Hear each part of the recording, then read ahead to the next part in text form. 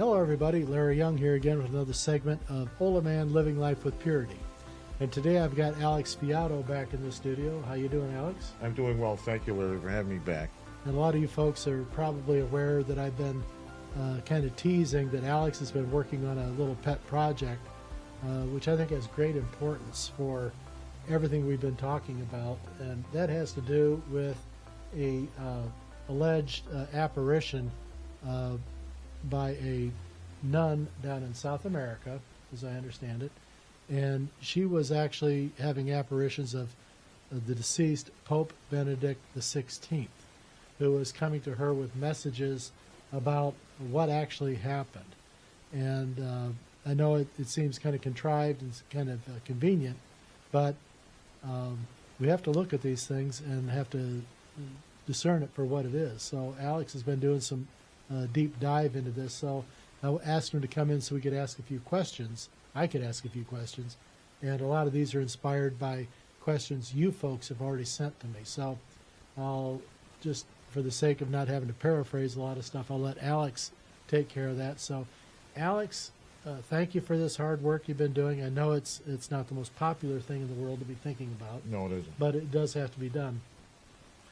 What is the underlying background of how these messages were given, and to who, and what was the situation? Just throw some color on that. Tell me about what happened. I believe in December of 2022, Pope Benedict died, and he left a last will and testament that was supposed to have been given to the College of Cardinals and to, I think, Raymond Burke and then several other archbishops and cardinals.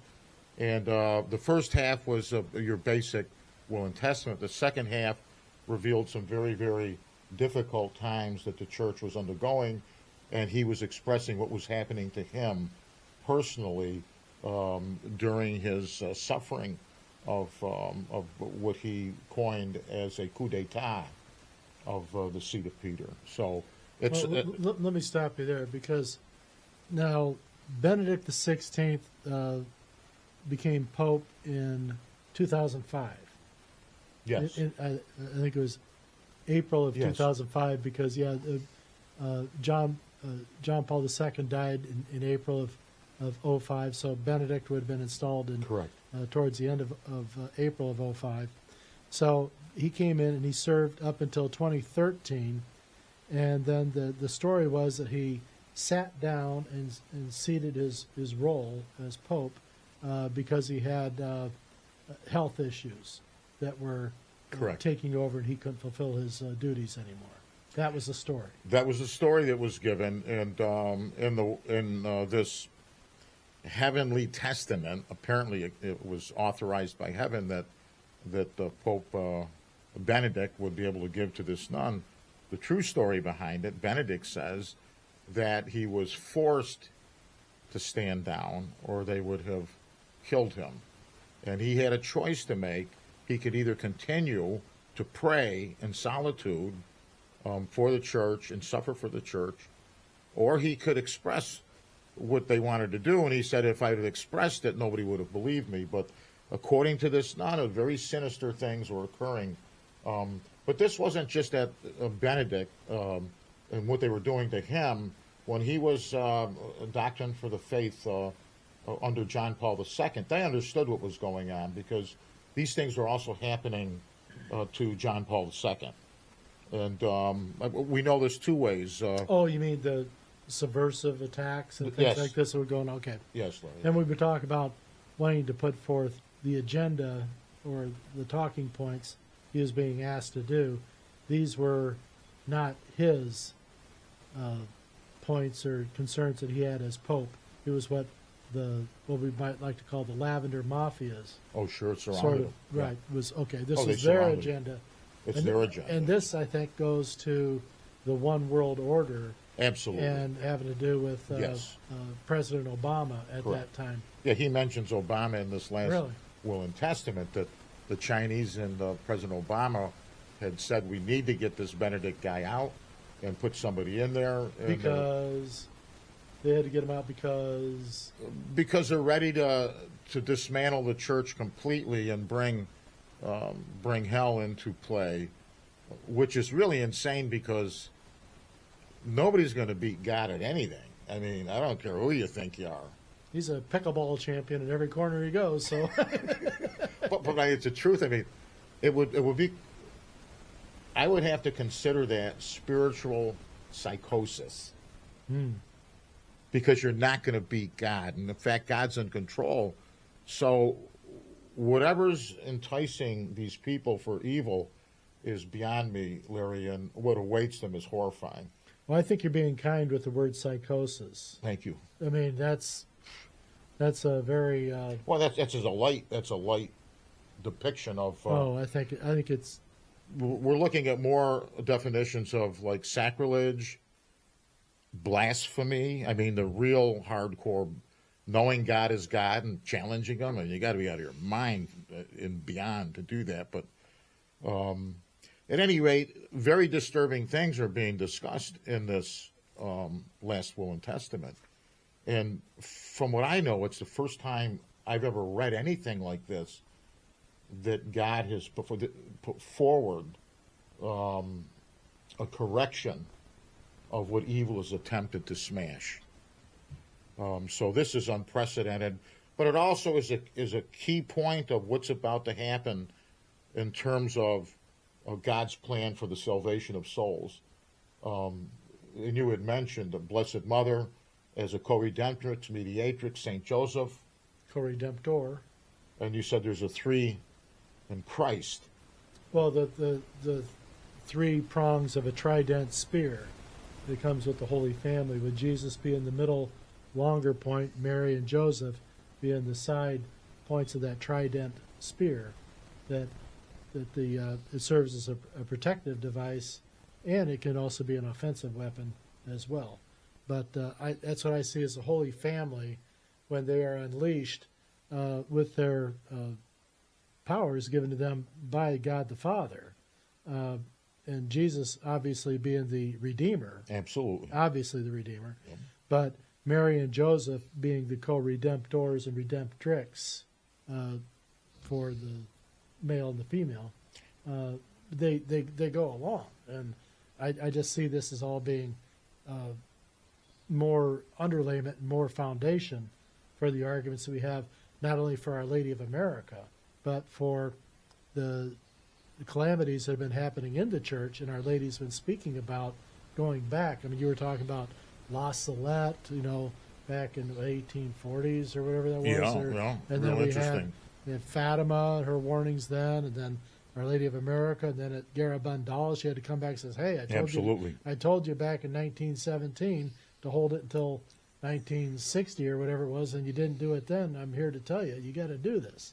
And these were all messages about the church and its authorities having to take corrective action against themselves. Correct. And they wouldn't do it. No. And I don't know if they've still done it. Well, Our Lady said in Fatima, in the end, my Immaculate Heart will prevail, and I will bring peace into the world. Now, one of the things that Benedict publicly, and I said this earlier, is mediatrix. The Blessed Mother is the mediatrix of graces and the co-redemptrix, that she has a powerful position in bringing souls to God.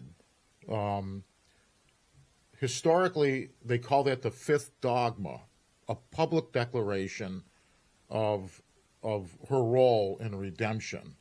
And when that fifth dogma is proclaimed, which it was with Benedict in this document, that he proclaimed that fifth dogma, that the key will open the door for the Blessed Mother to bring peace into the world. Now, in order to bring peace into the world, you have to eliminate the confusion, which is from the dark side. And the way they do that is they get rid of darkness. It's a sifting. So we're now, I believe, about to approach that sifting. And part of the sifting is each soul will see itself as God sees it, as the Garabandal. The great illumination of souls. Yes.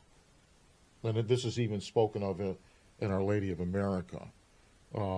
So what's basically happened at this point? People say, "Well, do you think it's going to happen? You think it's so obvious that it's unveiling before our very eyes? It's the takedown of the darkness, of both in human terms and in spiritual terms. This is God's triumph, and our Blessed Mother's ushering the second coming of Christ into the world. Now, don't expect Christ as a man. Valtorta says, expect Christ as ruling in the Holy Spirit. So it becomes a pervasive feeling, an overwhelming agreement upon people in the world who are principled, I guess, in their beliefs and still have some of that, if that's still any to be had after the one world order gets done with this. Do you think there's hope if the one world order does take hold? Do you think this would be... No, it's or is it kind of game over? It's game over. Christ said that he will not permit a one world order. In other words, one world ordering everything. There will still be individual states, or call them states, countries, that our Lord will not permit a one world order. They'll attempt to do it, and they'll try to shape it, but it's not going to be... The Antichrist is not going to have complete control over everything. Because our Lord don't want them to have it. He calls the shots. They don't. So we were talking a little bit before we started here about the importance of free will in all this, and how, and what you were describing there about the one world order, if it was to take over the world and there was to be no room for exclusion or just only inclusion of everything and all the craziness that goes with it. That kind of eliminates the whole reasoning and effectiveness of a free will. Would it not just kind of like cancel it out? Like your free will is not... No, they're still going to get a check. I mean, it's just like, well, did Christ have, and he could have, complete control over the whole world at the time? Of course, with the kind of miracles he was doing, and he could have had massive groups of people that all would have flipped for him, Well, it's... one person at a time. Same thing with the Antichrist.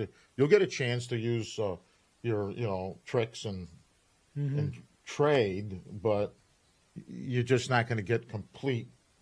It's going to be one world order stuff, but they're not going to have complete control. So this was said in, they talked about the Angel of America, and the Angel of America says that, they'll probably have a great hold on religions. Look at what's happening in the apostasy of the Roman Catholic Church or the Christian churches. But they're not going to have absolute power like a Hitler would have over Europe. He only held on for a short period of time because God has already promised, and through his Son, the blood, the sacrifice of his Son for the redemption of souls. This is all about souls, redeeming souls. It's that to control the world is like, Rome already controlled it for 1,000 years. Italy has had 600 government officials. Well, they don't want to control anything. But it depends what fruit's in season that time. I guess I have to go with that one. Great destruction, though, will come from this one world order mindset and the levers that they hold in power. Great destruction. We've already seen a lot of the attempts and what's going on. I mean, the world stage this last month was taken over by the Paris Olympics. I didn't watch a single minute of coverage of it. Just wasn't interested, and I'm glad I didn't. But I think that a lot of this is going on right now, that if you don't agree that what was shown with the opening ceremonies was a beautiful and very human and loving act and exhibition, you're the problem. I didn't see it. What happened? I didn't see the opening. Oh, goodness. I'm usually in the dark. You didn't. I really didn't see it, Larry. I didn't. They took a bunch of trans, I don't know if they're trans, but what they call them when they dress up as women. Transsexual. There's another thing where they have There's another word. Yeah. Yeah. Gosh, I'm so stupid. Gender something or other. No, it's binary something. No. It's when they the drag queens. Okay, sure. Drag Yeah. queens, yeah. Oh, we all know them. Yeah. Well, I mean, I don't even think about that stuff, but here, so they had these drag queens, were all dressed up, and they basically put forth an exhibition of Christ's Last Supper, to even Da Vinci's great artwork. That's showing all playing with fire. They all laid out this way, and they laid out that way. Oh, God in heaven. And the one thing that was most ridiculous of all that I did see, and it was just disgusting. They had this one guy painted up in blue body paint with no clothes on, and he was the dinner. And so they brought him out, had this big okay, my God, covering I over, didn't realize and that. so you got this naked guy. Oh, Lord God. I mean, I didn't realize they were serving nuts for dinner that day, but it was all there. It was like, and the world was watching this. Yeah, this is trying to thumb their nose at God. And listen, most of the people don't go for this kind of nonsense, so they can do that. But read Mary Baxter's 30 Days in Hell, a tour with Christ, and those that are participating in this stuff, do yourself a favor, because you just don't want to go there. My God, I read about it and haven't even experienced it.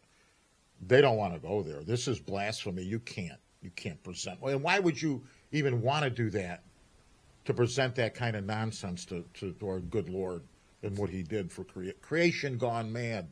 And our Lord takes the accountability and responsibility by going to the cross. You're going to mock him? I got news for you. You're barking up the wrong tree. And I've seen it, folks. I've seen blasphemy in action. You're barking up the wrong tree. Well, they're just all trying to accumulate and exert power. That's all it was. It was just an attempt to say, you will agree with us. If you don't agree with us, you're the wrong person. You're I got a news bad for you. person. This is their plan. They want good as bad, bad as good. It was talked about. We're in it right now. Now, while we're in it, before we get too far in, go into a little bit. I don't think you really described how these messages came about to be written down. Okay. Like this last will and testament. Tell us about how it all came to be. Well, she says without giving it all away, because I know. Okay, we'll go over some. I was shocked. The nun said, I was shocked to see Pope Benedict the 16th. This is this nun. Saying this. So there's this nun. It's narrating what's going on. So she's down in South America. She's down in Colombia, South America. And I think she's just a contemplative nun in a cell. They call them cells. She's just praying for souls. She's not. She's a good Catholic nun that actually suffers and prays for God's intentions. So she's praying for hope for the world, or whatever it is that they pray for. And then all of a sudden, this guy shows up. Well, initially, she's at Mass, and he shows up at Mass, and she sees the Tridentine Mass, and the Pope is saying Mass along with the priests, and she's seeing this vision, and she's being exhausted by it. And as they raise the host, these angels are with magnificent music and adoring Christ in the Holy Eucharist. And so that was the setup. Now, after the end of Mass, and I believe the Mass was done in Latin, I think she passes out, and they bring her to her cell. And now Pope, well, she says it's to go through these kinds of things is exhausting. Larry will tell you, you go through these things, they can be very exhausting. Oh, yeah.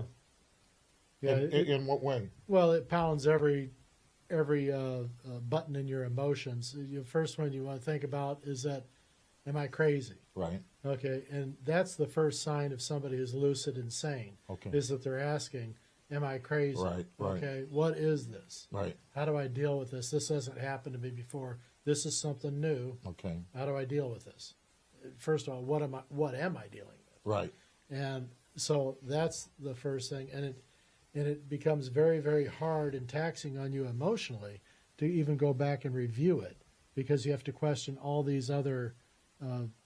It drains you again. Of course it does, every time, and it's not an easy because you've not only got the reenactment or the reliving of this event, but you have to try to make sure you don't screw it up in your oration or your narration, so that you don't mess with other people who might be trying to come in and help you clean this all up and figure out what's going on. Okay. Whether you got a spiritual advisor or you're just telling, a friend, a confidant. In fact, you were even saying, I think, that Father Havel experienced that on one occasion with you, and it confirmed to him this thing was really happening. Right, where he heard the same thing I did at the same time, and he was totally shocked. But he understood at that point. He says, "Is this how it goes?" I said, "Yeah." I said, "That's how it goes." He goes, "I have to pray on this," and he did. And he tested it, and he asked for a confirmation, and he got it. And when he got it, he came to me and he says, "Yes." He says, "I believe you." He says, "We need to do this." There we go. Yeah. So the nun says, she goes to her and she says, "I was shocked to see Pope Benedict XVI in all of his splendor, quite the opposite of how I had seen him before my dreams.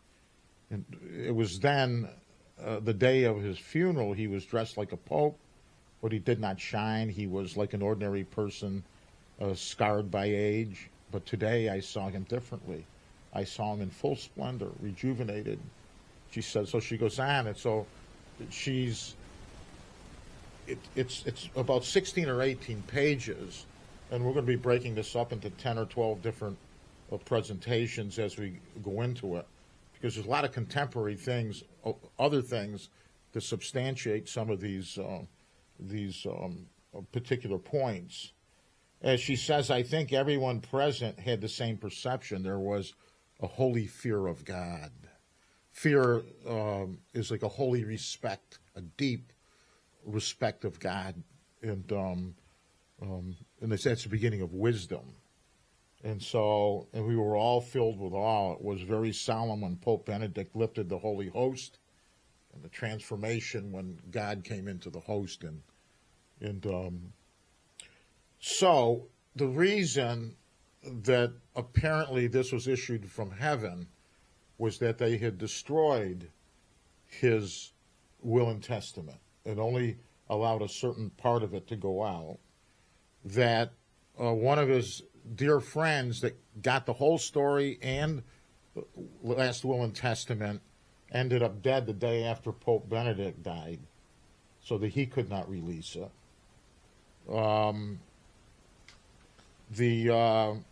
There are four cardinals mentioned, which Cardinal Burke, that you're familiar with and I'm familiar with, that wanted to get this full dossier of the will and testament. Remember, the Cardinal Burke was what under Benedict? He was a well, he was the apostolic. He was the head of the Apostolic Signatura. He was basically the head of the Holy See's Supreme Court. So they did court reviews. They did all sorts of things on church policies, church law, and he was one of the arbiters who decided on those things, made sure that things were, according to canon law. He's one of the foremost canon law experts alive in the world today. He made a commentary, I believe, on Our Lady of America. Is that correct? Yes, he talked about how there was no conflict between Our Lady of Guadalupe, who was the Our Lady of the Americas, and Our Lady of America individually, because the Our Lady of America devotion was for the United States in particular, and not necessarily for the full North American continent. And I think that had more to do with the politics that were at play at that time. The dogs are on the loose. So, okay. Here we have Cardinal Burke that's mentioned in this presumably last will and testament from heaven with Pope Benedict, who happened to be Pope Benedict's number one in command of the... Well, he was the head of the Supreme Court of the Catholic Church under his administration. So people ask me, do you think this is real? Probably is, right? Unfortunately, it probably is, because some of the disturbing things that we're going to be reviewing over the next, 10 or 12 different presentations are that. But so I sent this to a friend of mine that was a priest, and just to keep anonymous for him, I said he didn't get back with me on the thing, and finally he says, "Well, Padre, what are you going to tell the flock on this thing?" And he said, "Well," he goes, "don't believe it," he said, "because we won't know everything until the end." Which I didn't know what he meant, because very disturbing things in here. If what is being said is correct in here, then the flock is being misled on many levels of what they have done and what they have failed to do. because bishops are considered watchmen on the tower. Bishops are considered head of the flock. You're supposed to protect the flock. And I know that Larry's experience with many bishops, even to the extent of where they lied publicly about him. And Cardinal Burke was one of the ones that actually... Well, he knew the truth. He knew the it truth. happened I mean, right there in his audience. You can't... I mean, you bet... Bow out gracefully if you're one of those bishops or priests that you're not serving Christ, because you will be held accountable. There is no doubt about it. And don't think you're going to wait to the last minute and squirm out. It's not the way it works. Contrition means that you feel in your heart you have betrayed your brother. That's contrition. Not that you just say it and you get a free pass. But very disturbing things. And talk about Pope Benedict does not address Francis as a pope. He says either Francis or Bergoglio, because Bergoglio presents to him some very sinister and wicked, very hateful, satanic, according to Benedict, satanic disposition. That bad. Like calling his priests faggots? Like what? Calling his priests faggots? Well, you told me about that. He said that. Well, I don't think he really. I don't think he really cares whether they're what they're. Well, no, he was expressing the term that is in his vernacular, and that's the truth of his wisdom. Okay. Is that he? Well, no, because right. that's what comes right. out in the moment. No, you're right. No, you're right. That's right. And so he was, and the administration wanted to pull that all back really quick, but he was saying, "What are we gonna do with all these faggots? We got out here." Was that a public statement? Well, he was at a meeting and he expressed. It was public enough, yeah. Yeah, but they covered. You won't find that. I think it's hard to even Google and find it right now. They don't want to talk about that, but it was an honest assessment. And quite honestly, there's really nothing wrong with the word faggot. I mean, what it comes from. Yeah, well, I'm familiar with the. And how it all started, Old English. Is it? The women used to go out and the old maids needed to make money. The old widows or the old women. Wasn't a lot for them to do, but they would go out and they would collect bundles of twigs, along the wood line and all like that. They'd tie them all up, and that'd be a bundle of kindling. Yeah. And they would call that a faggot of wood. Okay. Okay. And so these old ladies would go out and they would collect all these bundles of sticks and all like that to sell, and they would sell their faggots. And so the word that was used to describe these old women was that they were the faggots. And then when they wanted to knock down a man who was behaving like an old woman and being all gentle and not much of a man anymore, they would call them faggots. Okay, I see. So it was supposed to be a derogatory term, but they would start calling these men faggots, right. And then that blended its way down to the gay community and all like that. These the faggots, and so then became fags and stuff like that. But that's where the term faggot actually came from. Okay. But how it starts and how it ends and how it's right. Why it comes out of the mouth of a pope that should be more sophisticated. Is in that moment. I mean, right. All the words he could have chosen, you right. know, and so he ends up.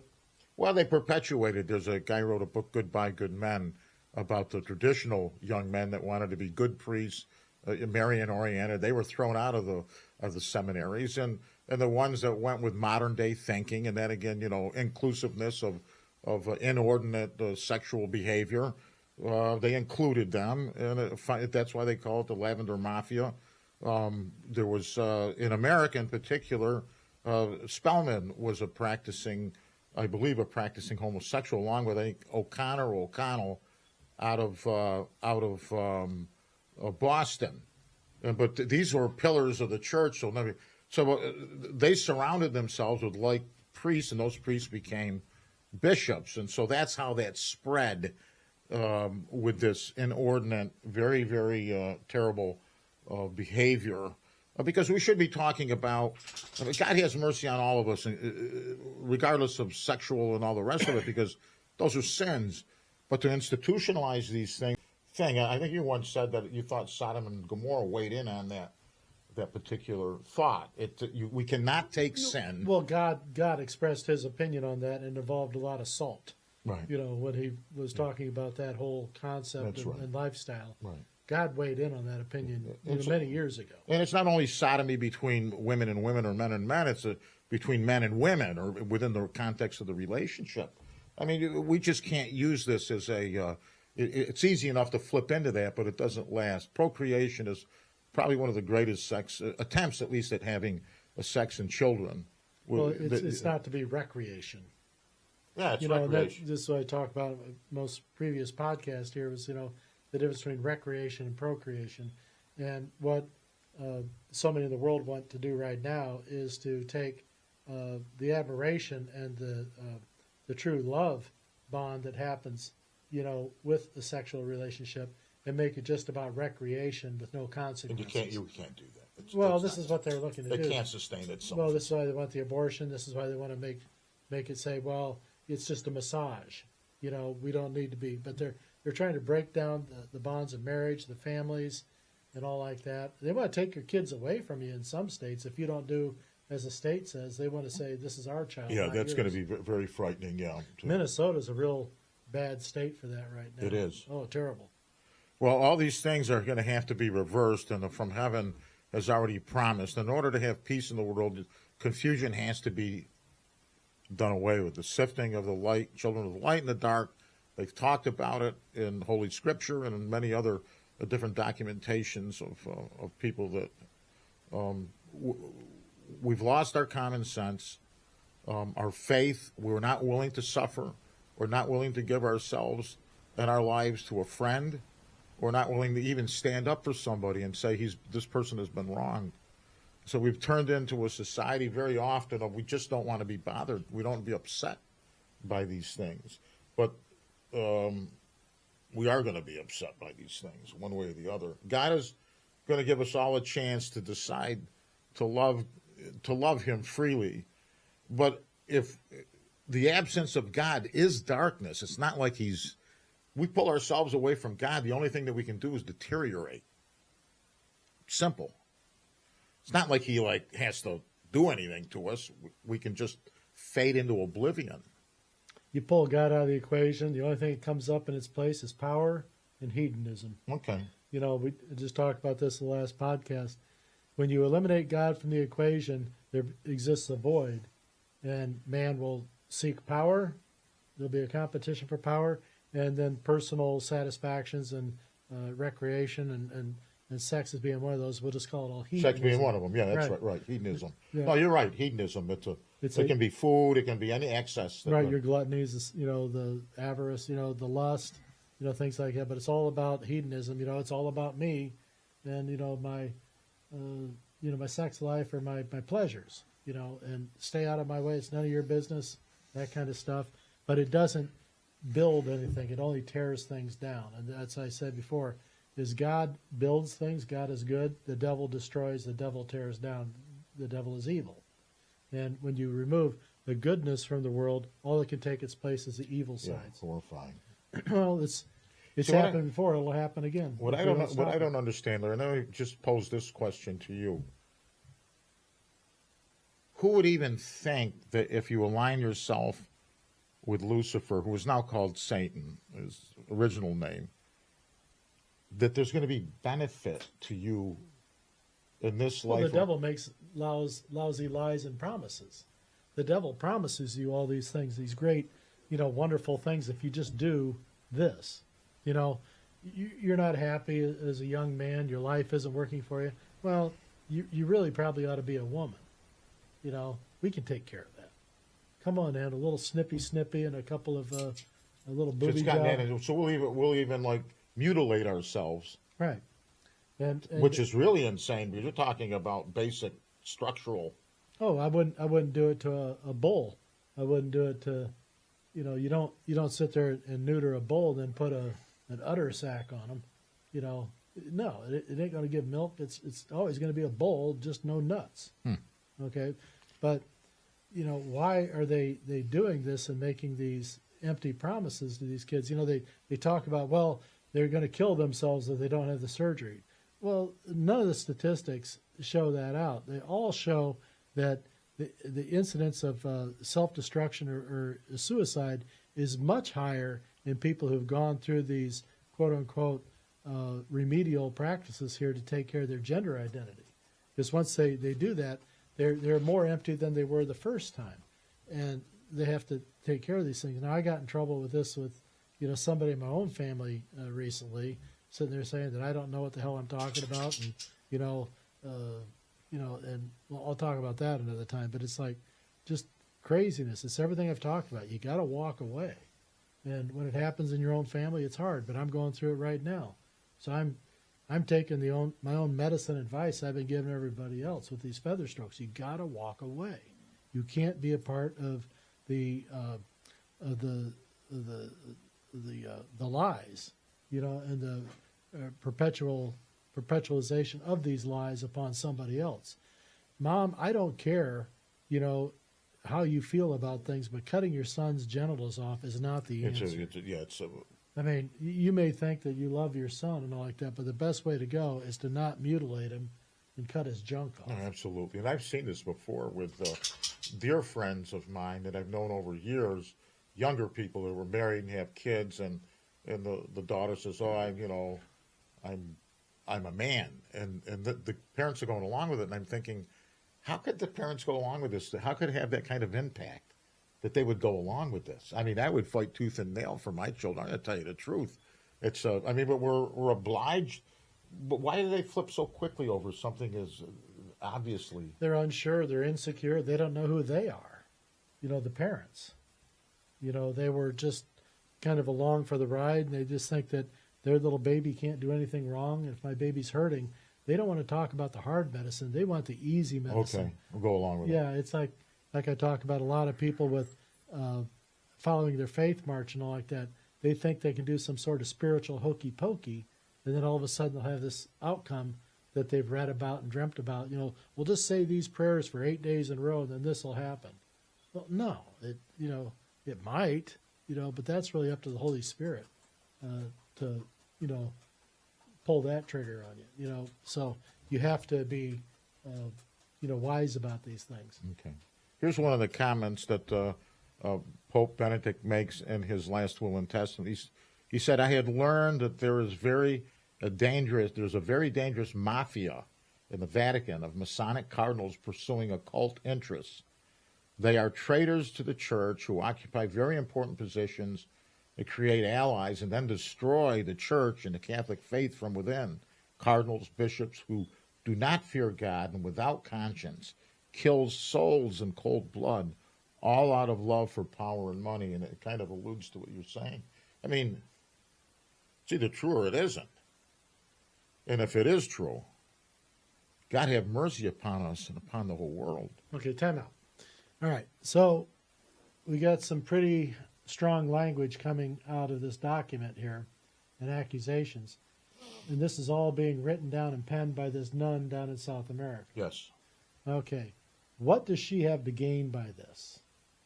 Has she offered any of this up for sale? Has she sold her book rights? No, nobody's interested in this, actually, Larry. Nobody's interested in it's scary to him. And she's not. She's just, this poor nun, apparently, there is no interest in this stuff. It's not going to make any money out of it. And in fact, there'd be great blowback on her for even writing these things. But she's such an insignificant good soul that she benefits nothing by it. In fact, the only benefit is that people's souls are saved. Mm-hmm. And, it's this business of I bless the tires, but not the bike is not going to cut it. Well, that's ambiguity, and you can't do that, And you need to tell the Catholic people as to boys and girls and men and women, and right. You need to tell them that, and you need to stand firm so that my poor friend that wants to allow his daughter to do whatever, that the church stands firm on what they expect in terms of right. And this is where, in the pursuit of happiness or this comfort that people want to find in their humanity, if they're going to be taken away from the discipline of the faith, Yes. you know, there is trouble that goes with that, as we feel. But Huge what is happening in the world right now, they're trying to say it's no trouble. It's just a fantasy that you've been told for all these years. Don't believe it. We've got your answer. Come here, honey. We'll take care of you. See, it makes more sense now that the Garabandal talks about each soul interfacing before God. It's like a mini judgment, but we get information about who we are and what the truth is in front of God. So, for God to have to do that in order to wake a spiritual coma is quite striking. But yet, it's an act of mercy to draw His creation to heaven and to correct ourselves. I mean, these are in Conchetta. These are kids that are my age. So Conchetta's probably, I'm 73. She's probably 75, 76. Well, 8 days before that warning happens to the world, worldwide, she will tell the world the date that's going to happen. And so she hasn't said it yet, but she's well in age, folks. And so things are going to start going down very quickly. And just keep your hearts and minds open to God, and nothing's too late. Contrition is always at the doorstep. Every second is an opportunity to change. You know, every tick of the clock, you can always change your direction if you admit your mistakes and then move towards the path where you're supposed to be. Just like a good shepherd would move the sheep back, you know, move them back into the alignment of the herd where we need you to go. So I just want to make sure that there's people aren't out there saying, well, here's just this, crazy old nun, doing all this stuff. Because I've got experience with crazy old nuns and people claiming to be nuns, that cost me an awful lot in my path, in my life, here to help preserve this devotion for Our Lady of America. Absolutely. And even those that purport to be good stewards often do it for themselves. They don't do it for the greater good. They do it for themselves. You say, listen, take yourself out of the equation. It's not about you. Come here, JJ, over here. Yeah, so a lot of people, they, want to say, well, what's the motive? Why would she be doing this? Well, she's not doing it for her. She's doing it out of when you have these events go on and you have this apparition like this. It's very alarming and very concerning, but it also is a major call to action for the individual.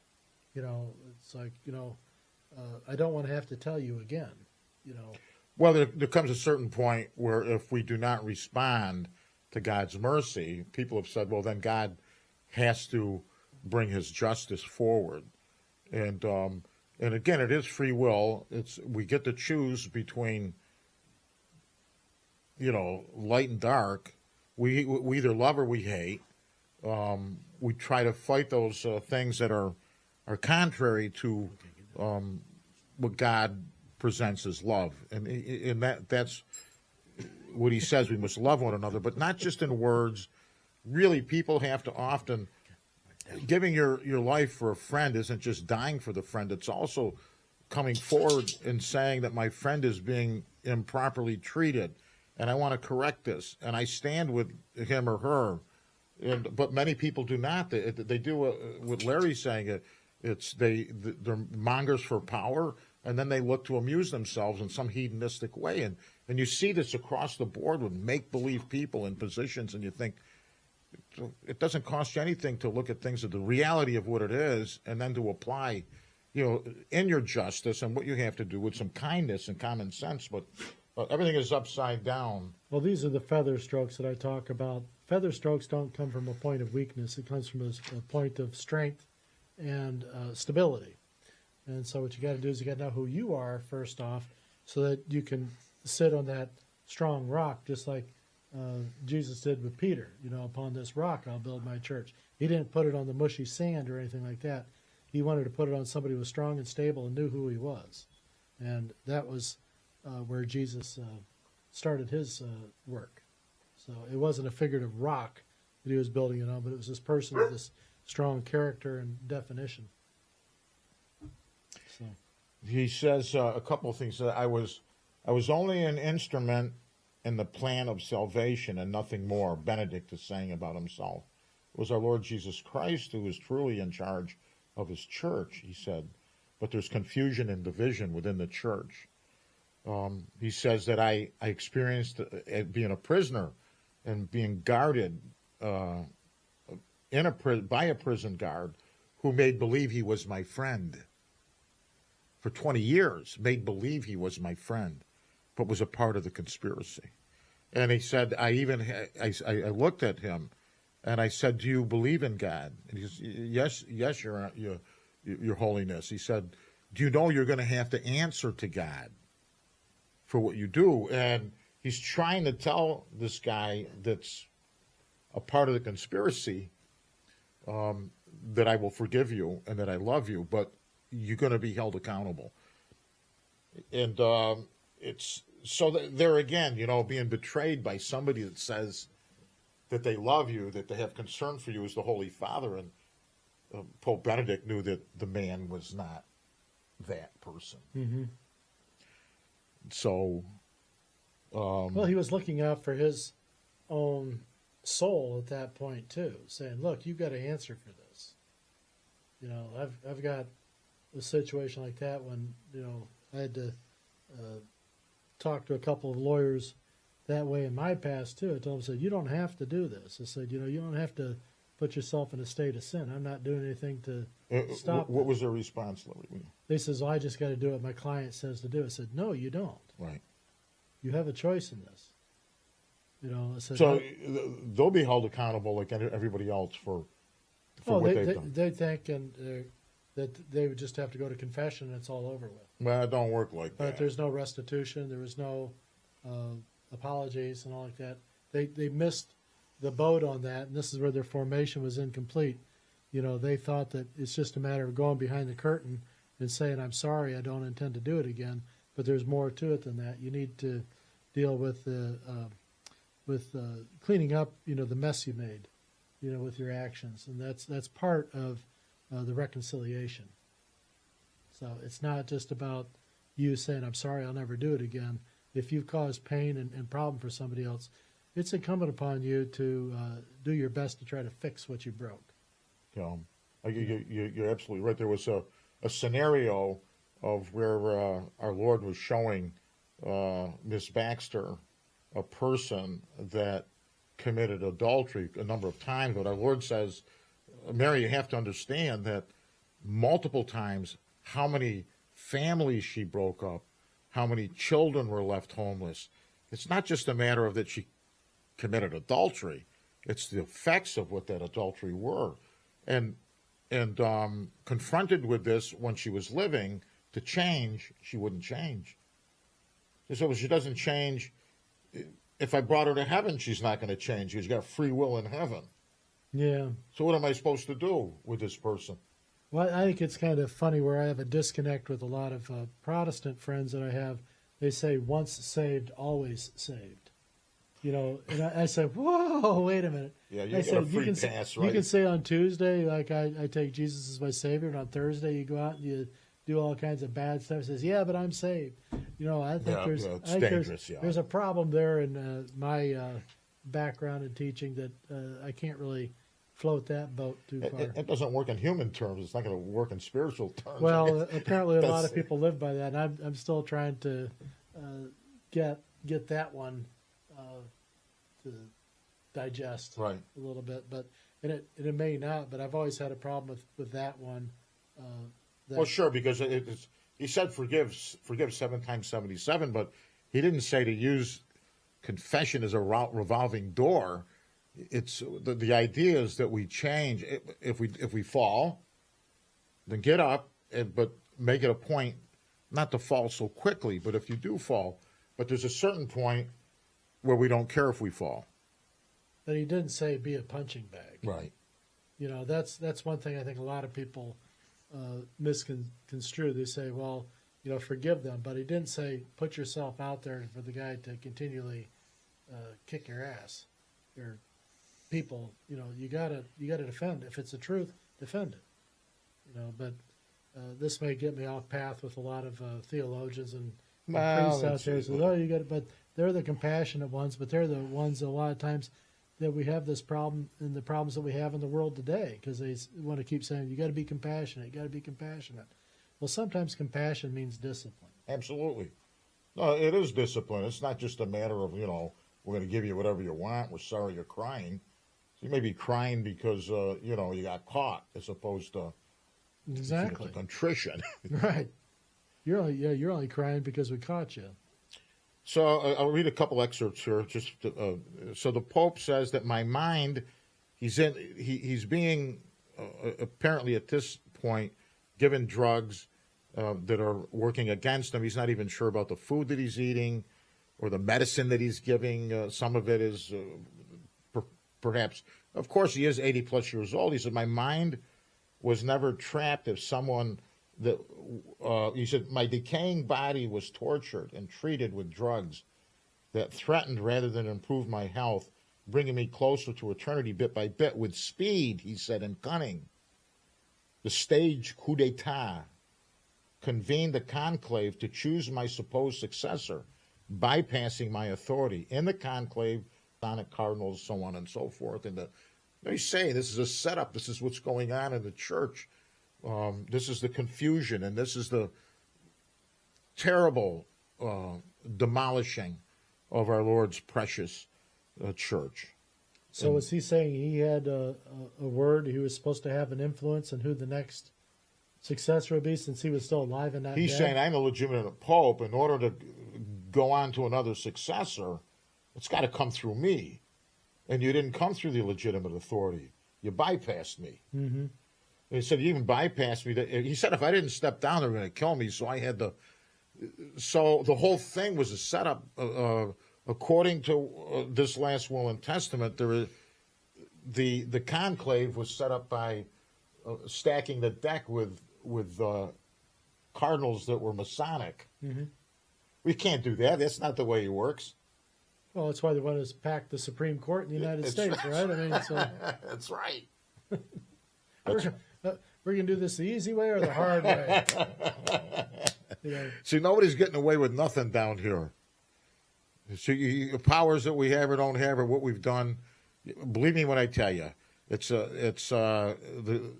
we're all going to be held accountable. But our Lord's going to have great mercy. Think about it. We're all going to get a chance to see ourselves in a very short period of time of who we are in relationship to God, and then we can either change or we can go down that dark path. So, I mean, what a loving, beautiful God to go out of his way for stupid humanity that gets involved in crazy stuff. I mean, come on.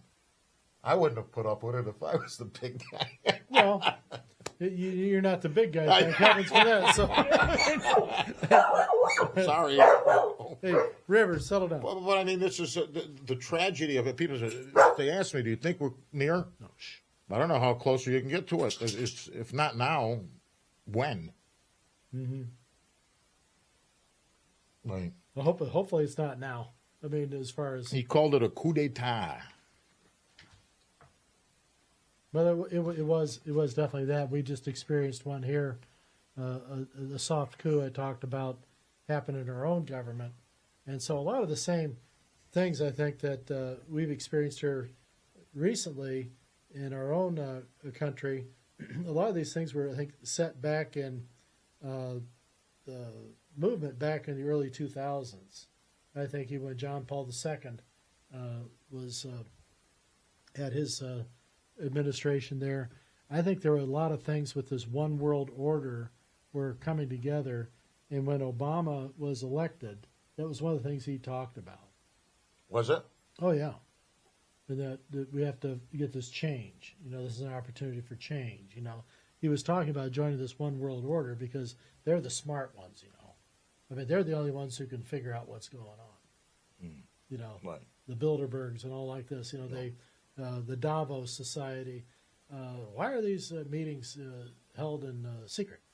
You know, if it's so good for the world, why can't we audit what's being said at these things? But we have an opportunity. We just have to basically watch out for these people that are going to these meetings. Yeah. And why are they going to these meetings? And why is it being held secret from the rest of the world as well. You don't need to know. We got this all taken care of. You don't fret your pretty little head, type of stuff. We got this. Well, for the longest time, they denied that there was a one world contingent or Bilderberg, or they denied all that never existed. Now they're talking about it happening with the next election. The cementing these things and making it all kind of come together. It's part of this whole Marxist, socialist, blend. I think that they tried to run from one label to the other and hide behind a new thing with this woke ideology and things like that, which is supposed to say that we're the ones that are aware of what's going on. We're the only ones that are thinking and that care. So woke basically means that the progressive thinking is the true thinking? Right, that everything else has been a lie and has been to help put you down. We are going to be freeing you of these things because this inclusivity, so you can be anything you want. Whether it's any of the 47 genders or whatever it is they want to declare is happening. Yeah. So this is part of it. You just make it so colorful and so intriguing that when it happens, you think, only you would. Wow, that's so wonderful. Only Larry would. But it's blowing these candy colored marshmallows out the butt. And this is JJ. Settle down. Well, I didn't know that'd be so exciting for the dogs. According to Pope Benedict's the indictment of Pope Francis from heaven, Pope Benedict's last will and testament, the one world order has infiltrated the church to such an extent that the balance of power apparently lies, in human terms, in their hands. Well, it's all about power. It's all about power and control. You're not capable of making decisions like this. We do this for you. You should thank us. You should reward us with your admiration and your, gifts and your work, your money, and your perspective of giving us control, because we know what we're doing, you don't. But this is how they're trying to shut down the everyman for the elitist policies, because we know what we're doing, you don't. So you just toe the line. Now, as the church goes, there are definite rules and policies that are supposed to be followed. And I'm kind of breaking off a little bit to make another point. That's okay. But, if we have these rules and these expectations upon our members, and I'm talking about the Catholic Church, a lot of you folks who go to other churches, I'm sure you've got your own expectations and things like that. But in the Catholic Church, we have a definite opinion about things like abortion and end-of-life issues and things like that. But when we have politicians and other public people who profess themselves to be good Catholics, and I'll talk about, Nancy Pelosi in particular. Many times it said she's a good Catholic, and it's between her and God and nobody else. Well, I don't think that is very Catholic. I think that's more of a Protestant view of things, of her faith. It's just between her and God, that no one else needs to be involved. Really? Well, is that a new dogma of the Catholic Church? Well, that's her dogma. That's the dogma of Nancy Pelosi, and she stated on a few occasions. And now when you have people who are politicians and they're out passing legislation that's affecting the lives of the unborn, or yet to be born. I told a story the other day about the comedian Bill Burr. Are you familiar with him? Bald-headed guy. No. Says a lot of, on the mark stuff. Maybe not always. He's not a conservative. Let's put it that way. But he was talking about abortion in one of his stand-up routines, and he was talking about that he's pro-choice. You can go out and you can choose to do it. He says it's still killing. He says you can choose to kill if you want. Right. I can't stop you. I protect your right to go and kill. He says, but it's still killing. You need to understand that. Right. And the audience is like taken all aback because they thought he was going to be out there saying mind your own damn business. It's none of yours, all that kind of stuff. But what he did is he turned it around and says, this is no different than if I wanted to bake a birthday cake. And I mix up all the batter, I put it in the pan, I set the timer on the oven for 45 minutes, and I walk away. And 5 minutes later, some jackass comes in and opens up that oven door, takes my pan out and throws it across the floor and messes it all up and throws it all across the floor. And I got to go and clean that all up. I say, what the hell were you doing? That was my birthday cake. He says, that wasn't a cake. That was just a pan full of batter. And he says, well, if you'd have left it alone for 45 minutes, I'd have had my damn birthday cake. Get out of here, you jackass. Right. And that really upset the audience. Did it? Oh, they were really upset. Well, it's common sense, though. Yeah, but they were upset with being hit with an allegorical, story. That woke them up a little bit? Yeah, they couldn't refute it. It wasn't just batter. It was intended to be a cake. Right. All along, it was supposed to be a cake. Right. But this is where they go with the recreational element of having sex and not a procreative element of it. So when they make it all recreation, they can allow any argument they want to put in for destroying and keeping it recreational and not procreational. So they cannot allow themselves to admit that that's a baby. Just as the other jackass couldn't admit that was a birthday cake. That's right. That was intended for a celebration later that evening. Geez, we've become that confused in life. No, we're that easily convinced that the complexities and the complications of things aren't. We can get rid of that. Take a pill, do this, go scrape things out, vacuum it out. It's all gone. No real problem. You don't want the baby? Hey, take it out, let it sit there for a little bit. It'll die.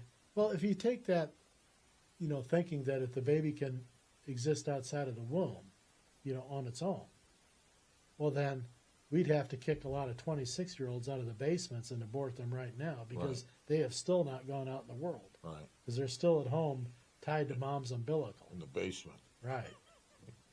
Yeah. And there's a lot of that going on. So their argument doesn't hold up because they haven't been able to make it in the world either. Yeah. They're sitting back and these moms are loving their kids and, rightfully so, but they're not doing anything good to get them to launch and get out and be constructive. They're being destructive, sitting at home and acting like they know everything about the world, but they can't do anything to fix it or be a part of it. Right. Because they have distanced themselves so much from the rest of the world that they can't be a part of it without being special and then being a victim so that they can be, more regarded. Lord God. So that's why you see these people triggered so easily into being victims, because that gives them, they feel superpowers, and now they get to go home and eat all the Krispy Kreme that they want down in the basement, and wipe their fingers on mom's sofa that used to be up in the living room 10 years ago. She demoted it down to the basement. The kids just use it as a big napkin. Then, oh, God. But I learned so much cleaning out houses as an auctioneer.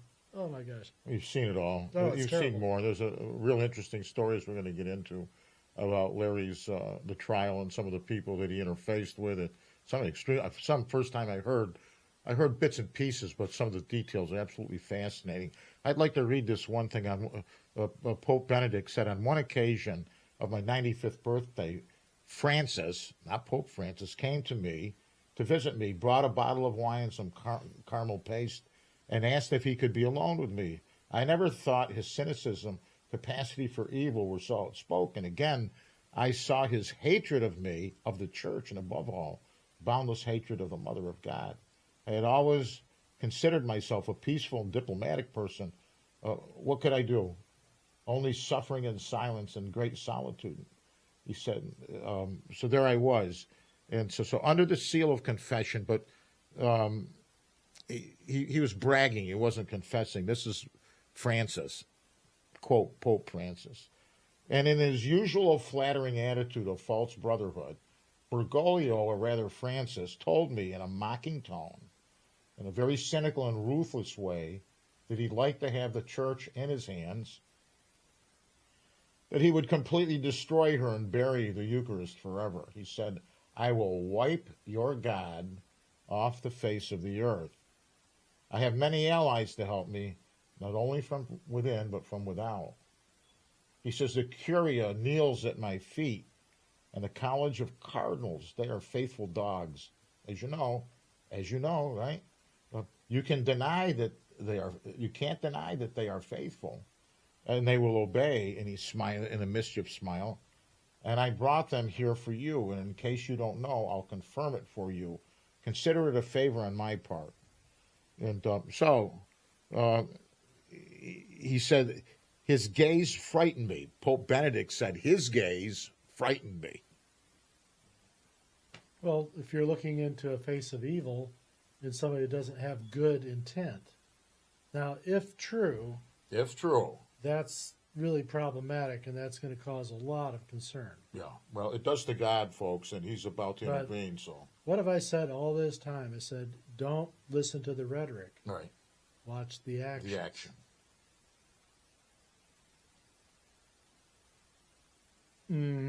Watch the actions. So, don't believe their words all the time, because the words will change and they'll turn it around. You can believe anybody. Right. But watch their actions. You know, and a lot of people are not that astute to follow this beginning, and I'm not. So, I mean, I get busy with other things too, and I get, distracted by stuff, and as we all do. That's right. It's called life. Yeah, there's a difference between wickedness and approaching God that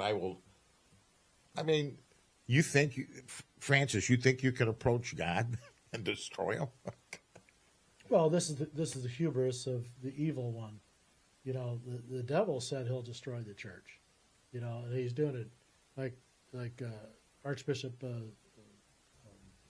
Sheen had said. You know, he's doing a damn good job. He did. The devil's in charge. He's doing a damn good job. You know, and we have to realize that. And this is back in 1952 that he's saying that. And those were the best times of times. After World War II. As my mother said, who's 98, she said the best time in her life since 1926 was the 1950s. She said there was so much hope and inspiration that was going on in the world. People were building things. People were striving to, have families and to, live that dream and to, build things. And there was excitement. You bought a new car. Well, the first thing you did is you drove it around the block to show all the neighbors. Oh, smelled great. You smelled right. Yeah. And, there was all these, cues. Oh, absolutely. But it became, everyone was like, oh, geez, Alex, got a new car. That's his third one he's got in the last 5 years. Where does he get all the money? But the other people just celebrating. Hey, we're all successful. Right.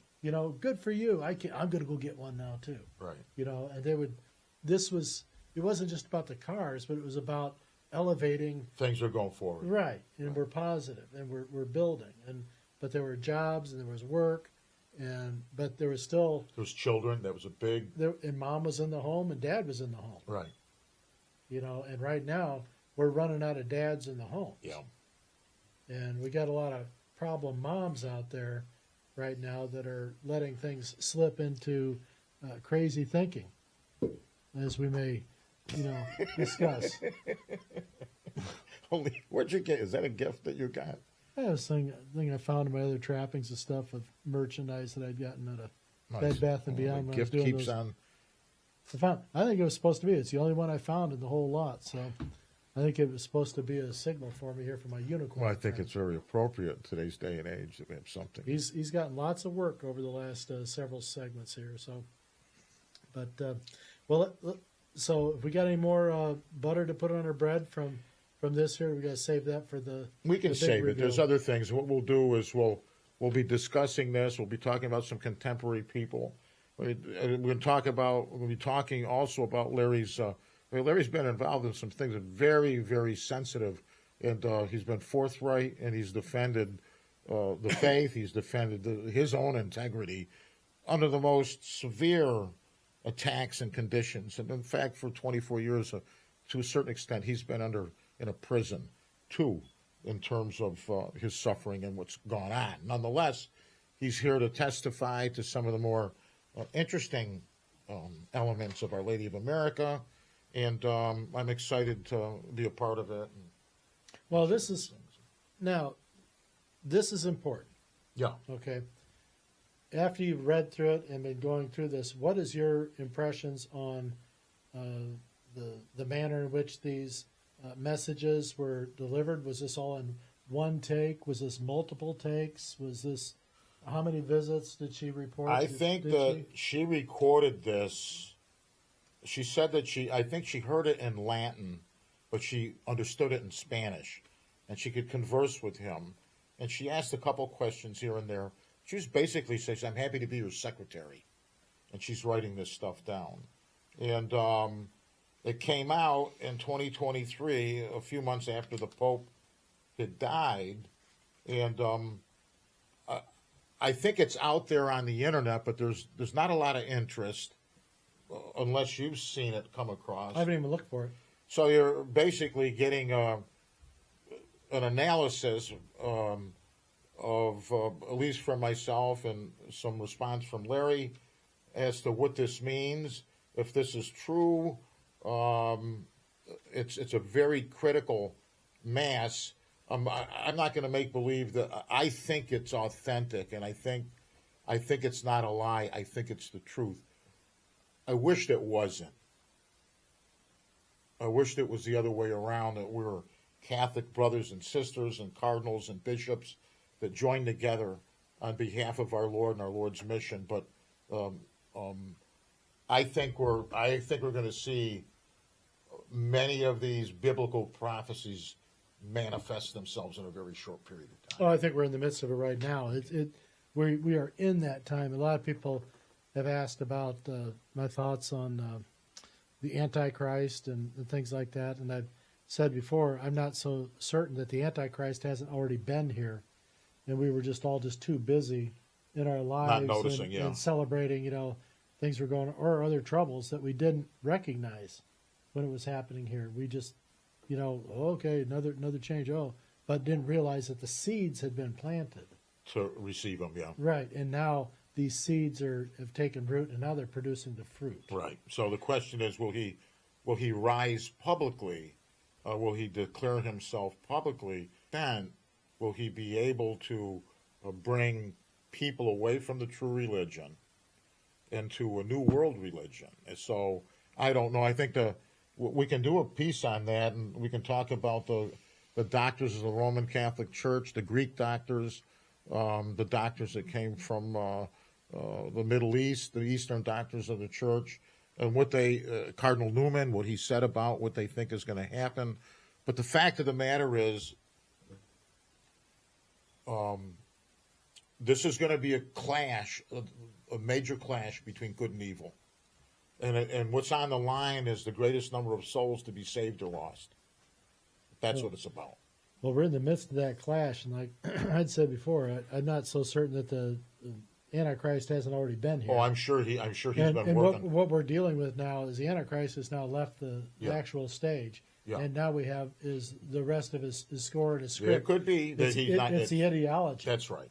And I think the Antichrist now is an ideology. It could be that he's not, that we haven't seen him, or we haven't identified him, and he's already here, and the seeds have already been planted. It's a matter of destruction of souls. Lucifer's not interested in his, the son, the Antichrist being known publicly. He just wants how many souls he can destroy. So you could be very much on target that this has already been. I'm just putting it out there and saying, we're already just, the remnants of what he left, the fruit, the fruit trees that he planted. Absolutely. The successful planting, and then we're picking this fruit, and this is what we're getting this daily diet of, and it's manifesting itself in all these different perverted ways that people are accepting as the new norm. Yeah, we never. That's Antichrist. 20 years. That's right. Well, 20 years ago, if you told me some of the things that you're putting out about, sex changes and things, I'd have said, it'd be crazy. Like, that's a weird. That's a. Never would have believed it. Yeah, that's a cloning. That's a Dolly the cloning thing. You're cloning a sheep. Right. That's test tube type stuff. Never would have believed We never it. would have thought that. Here it is. Right. They're setting up. Minnesota is now a sanctuary state for this. If you're a kid, Is that right? even under the age of 18, You're kidding me. and you want to get chopped, We can go and there. mom and dad say no, Yeah, you can do it you there. can run off to Minnesota, and they'll support you and take you in, Insane. and they will disregard the parents' rights, Unbelievable. and they will treat you as a sovereign, and they'll help you with that. And this is part of their state plan. Now, it's evil, I think, in its design, but the school system, and as Randy Weingarten, she wanted to eliminate the parents from the equation too. You know, they're not your children. These children are their own people. Now, all of a sudden, the children have rights, but not when they're a baby in the womb. Now they got rights. Right, because now we got them. It can And disrupt. we get the money that comes with this one. Wow. And so this is where the school system, the teachers, the teachers' unions, unions, I think, had their role, but I think now, I don't think they do much of anything for their downline members. It's all about survival of their union and the money that comes in. Right. From it. Used to be where they were really Right. trying to get even shake. And this is why if you take polling of like UAW workers, they come out overwhelmingly conservative, over 60%. Okay, but their union comes out very liberal. And as far as union heads go and the monies that they give to things. But the downline union members themselves vote conservative. They don't vote. They are more conservative, the members? Yeah, they typically, Workers typically are more conservative, hardworking people that... They're the ones that are sweating, right? Yeah, well, they're the ones who understand that the only way I'm going to get anything out of this is by going to work. Right. What I want to get done. They're not just going to give me a check because I'm a member of the union. But you got to watch out for these unions, and we got to watch out for these school teachers especially. All you got to do is look around your community there and look at some of these 23 to 25-year-olds coming out and where their head is at right now. Do you want them actually instructing and taking care of your 7-year-old boy? It's that bad? Oh, you got to get out more. Yeah, you're right. You've been, No, I'm in a can. Yeah, and I'm in a can. I'm basically a hermit here too. You kind of live a hermit life, but it's crazy. It's indoctrination, and I say the schools are not out teaching kids how to think, but what to think, and this is part of their indoctrination process. And this is not an education. This is a formation, and this is It's a formation. an Yeah. indoctrination. So when they would say things to me like they go, "Oh, it's got to be some oddball thing that happened somewhere," that then people are saying, "Oh no, this is institutionalized. This actually happens in school systems and states." And I'm going, "Where was I? Things flipped over this quickly." That it's You were busy like the rest of us, taking care of life and the issues that came with it, and you missed when the Antichrist came too. Because we're all busy. I knew he was coming, but I was a little busy at the time. I didn't know what I was looking for. Right. And so that's why I think it's kind of hilarious when you get some of these speakers I've heard that have come through Rome City over the last several years, come and say, "Well, I've seen the Antichrist," but then they don't say who it is or what they look like. So- That's really dangerous. Did I ever tell you this story about the guy that from Germany that came into the restaurant? And he was doing business in Bluffton. He had an Italian restaurant, and the guy wanted what? Schnitzel? No, he came in and he had a group of people, and so I talked to him, and we got on, the difficulties of the Nazi period and what went on in Germany, and I happened to say to him, I said, Albert Speer, who was Hitler's architect and second in command, I said, on my wife's side of the family, my cousin, his name was John Speer, and he was second cousin to Albert Speer. And I'm talking to this guy, I said, and he said, he says to me, he goes, I work for Albert Speer's son. You do? I said, well, tell him he's got relatives in the United States. And so he said to me, he goes, Albert Speer went to his son. He was the only one that had 20 years in prison. And he thought he was going to get the death sentence because he was a genius in terms of the munitions and things. But he had some contrition about what happened and so he says Albert Speer, second in control of Hitler's Third Reich, Albert Speer comes up to his son, puts his arm around his son, and he says to his son, he said, "Son, when the devil's got his arm around you, you don't know it's the devil. Yeah, the persuasiveness that comes with these messages and things like that. Honey, we'll take care of you. Yeah. Come on over here. Oh, yeah. We understand you. Your parents don't. That's right. And this is a common message that's being put forth in the schools. And this is why Our Lady has, been on me to try to get people to get their kids out of the public school systems and into some sort of private learning or something that isn't part of that. Absolutely. That indoctrination machine, plan. Right. The machine. The machine has many cogs and gears, and it's working all over our country and all over the world right now. All this is happening all around the world, Yep. all at the same time. In some places, you see it even more crazily, like England. England's experienced the largest immigration influx in the history of the world. That's to destroy that country, correct? Well, yeah, they have all these Muslims coming in from different countries to come in. Now they want to take over England, with Sharia law in certain places. They want to do it in Dearborn, Michigan. They want to introduce Sharia law because they have such a so they're calculated. Once they get enough population. long plan. We are short-sighted. Western thinkers are short-sighted. We go by election cycles. Right. The Chinese have their 100-year plan. The Muslims have We don't know what we're going to do next week. Right. And we're the bastion. Some of us don't know who their candidate is. They might be having to change out their vice presidential nominee here too. The stuff is coming down on him so bad. Last night, his old commanding officer that wrote a real scathing article about him. Condemnation of this Tim Walz. So they may dump him? They may have to. I mean, they're not really committed to much right now except for winning at all costs. So what did he say was derogatory about the man? Well, he stolen valor. You got kids in the National Guard. Yeah.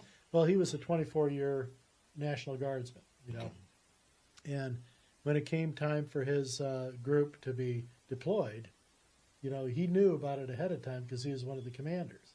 So what does he do? He goes back door and resigns so that he doesn't have to go to Iraq or Afghanistan. He doesn't have to go serve. He can retire. Well, he's retiring out, and then he retired out and said he had this command position, but he didn't serve long enough and didn't fulfill the requirements to keep that command position, so he should have been demoted down. Right. But he's basically told everyone all these years that he was in this command position, and this leader, when he didn't go with the rest of his platoon. He abdicated his role and backed out.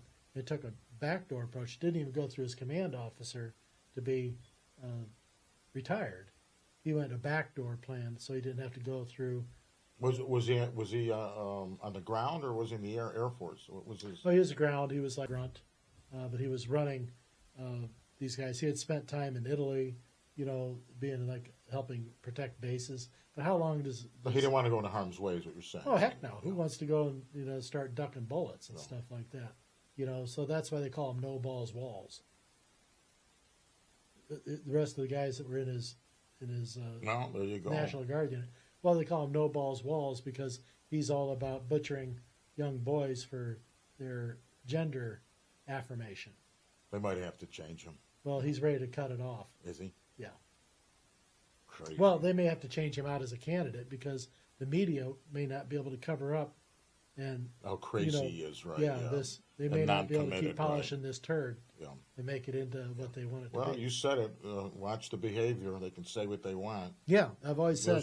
There you go, right? Watch my son went. He went 3 times. Yeah, Rocco. Yeah, 3 times in the harm's way. I wonder what he thinks about this. Well, he serves his country. I mean, and when our boys and girls are overseas, I don't care about the politics. I want them back, and they're there to perform and to do the duty that they have to do and come back. It's so politically, I'm not looking for justice. I'm looking for victory in whatever the missions that they have. They're the ones that secure us internally and externally from the evils, military evils. We hope so. We hope that they're that line that doesn't waver, But right now, a lot of this is up for grabs, and but I'm hoping that the media comes around and realizes, a lot of them have been getting a little bit more aggressive in this, because I think they realize that their time is up. The media people who've been lying since 2016 about things, and now I think this is the only way that they go back and try to, keep their business model that they want to have. There is a prophecy that I believe is legitimate that happened maybe 13, 14 years ago that indicates that the media will finally come around. And perhaps what you're saying, that they're beginning to see that if Well, I think they're in the midst of it right now. We had the FBI director the other week try to say that, Trump may not have been hit by a bullet, but it might have been shrapnel from something else. Well, why does he throw that out there? There was why would you throw no that out evidence. there? I mean, there was nothing that was destroyed near him. That's kind of crazy to throw that out there. Well, but it's part of the plan. Anybody will believe the wildest plausible deniability. So that becomes, Trump was, what did they shatter that could have sent something shrapnel into his earlobe? Yeah. Well, I think they must think that we're stupid. They do, especially you. To a certain extent, we're a little gullible, but to more of an extent, there's a basic desire of the middle class, of the working class. There's an integrity in the people of the United States. Otherwise, our Lord wouldn't be able to. A nation is the people. It's not your government. It's the people. That's who they fear. They fear the people. And the church is not the administration. It's the people. That's right. Right. And this is where the two types of governance have kind of blended together and taken on each other's idiosyncrasies here. And this is one of the things that Father Havel and even Fulton Sheen was preaching against. They're aware of it, weren't they? Well, it was happening then. Then. These guys lived through World War II. They saw what a communist effort does, right? And how a communist works. And Archbishop Knoll knew how it worked, and he fought against it. Yeah, he did. Way back when. It's one of the reasons he started the Sunday Visitor, because he said, we can't let this continue. I've got to have a voice against it. And that's why he started the Sunday Visitor, among other things. And that was to protect the virtue of Catholics in particular against the yellow journalism, and the onslaught. So we're back at that point that we were back in 1915, with the attacks on, they'll go after Catholics first and foremost, but they're after all Christians, And Jews, they want the Jews out. Well, the Jews, they've never liked the Jews. They've always want them out of the way. They've always, well, they've got a lot of problems with that, but they don't understand the significance of Judaism, and but they think that Jews are just dirty and mongrels and don't belong. Have all the money, like Don Rickles said. Well, maybe they do. I don't know. Yeah. I don't even know what money looks like. Right at this point, right? Once you did.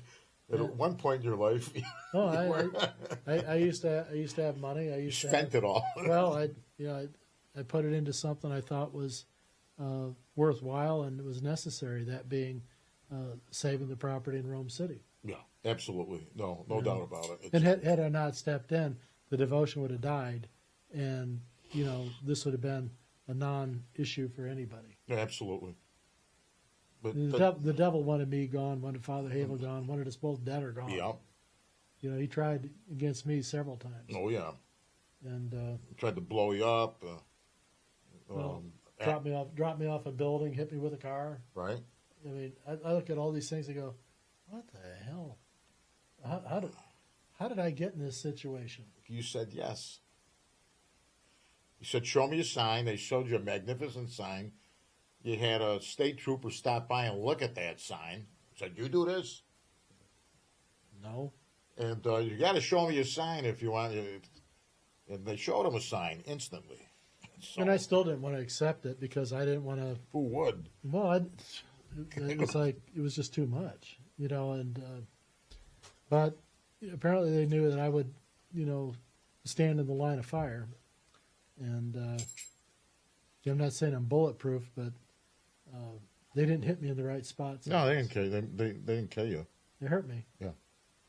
but they can't kill you. So you have to keep that in mind. So, well, we're going to get into this, and you're going to be back with the full. I'll be here. taping a lot of this in Fort Wayne, and I'll be giving that material to Larry with commentaries, and we'll get through this thing, and then you can decide for yourself, do your own homework. But we are at a critical mass. There is no doubt about it, and more informed that we are as to what our Lord is doing and how we can cooperate with His plan of intervention for as many souls to be saved as possible in the conversion of the world. So yeah, we're going to need your input. So we're going to need the helpful questions from folks like you to help us dig into this a little bit more, because everyone's going to come from this from a different bite on the apple, so to speak. And we got to take this down. But I'm kind of, a cynic on a lot of this stuff. But there's been a lot of things in here that seem to be very contemporaneous with what's going on in the world right now, and also that matches up with how my own experience with these things and the messages and Our Lady's request for things. Now, I've never had an apparition. So mine's always been a locution, which was I'm not seeing an actual person sitting there talking to me. So, but when you had that on the Holy Family Hill, I did not see her. You did not see it. And Father Havel said that was a reason that I have not seen her. Okay. And I said, why is that? He says, because that would make you a visionary. But was the auditory so profound, Larry? Oh, it wasn't. You couldn't deny it. Okay. But it's more than just what you hear. It's got to be something like... Well, there's a feeling and everything, and I was feeling everything about her words. I knew exactly what she meant. Okay. I wasn't just listening to the words. I was feeling her plea. Okay. An apparition would not have allowed you to come forward as quickly to discuss your experience if you had actually seen it. Is what you're saying. Well, the devotion would have been stymied. Okay. Because they can't go forward with any devotion if they're still a living visionary. Okay. So they'd have to wait for me to die. Okay. Now, they tried to kill me in a lot of different ways. So it's not like somebody wasn't trying. Right. But when it comes to canon law and these things, if there's something that's going on, they have to wait for all the visionaries to die, so that they can go in and start judging the fruits. Okay. Now, for me, I haven't seen anything, but I've heard a lot of things. But everything I've heard and written down has come true. And that's a very compelling reason to... Well, and so this also gives us a clear indication that things are moving very quickly in terms of God's intervention. So people, hold your seats because... the saints have said, Father Solanus in particular, who was he's beatified, and he had a ministry of miracles, lived the last 10 years of his life in Huntington and was devoted to Blessed Mother's history, said that I wished, before he died in 1957, I wish I could live long enough to see the conversion of the world. So that was Solanus' case. Yeah. Yeah. So he had a sense of this, we're right on the brink of this spectacular intervention of God's mercy. Well, he was hoping to live long enough, and we got this other nun, 78 years old or whatever, saying she'll be able to give the date 8 days. That's right, 8 days before, yeah. We're right on it. It's just a matter of, Well, somebody make sure she's got her vitamin today, because vitamin regimen. Remember, we need all the help we can get right now. So it's send her some Herbalife or something like that. We need to extend that, because I don't want that 8-day warning coming up. So good to be with you, Tim. I just bought eggs. I don't want to be able to eat them all. Farmer's eggs, I hope. I buy 5 dozen at a time. Oh, do you? Yeah, they're cheaper that way, and I eat a lot of eggs. Do you? Probably my cholesterol's way up, but it doesn't. But I eat probably 3 eggs a day. Yeah. Yeah, I like good them. for you. No, they feel good. And they're quick and easy to eat. I put them in everything I can. So protein. As I get older, I gotta have more protein. Absolutely. You look good. I'm trying.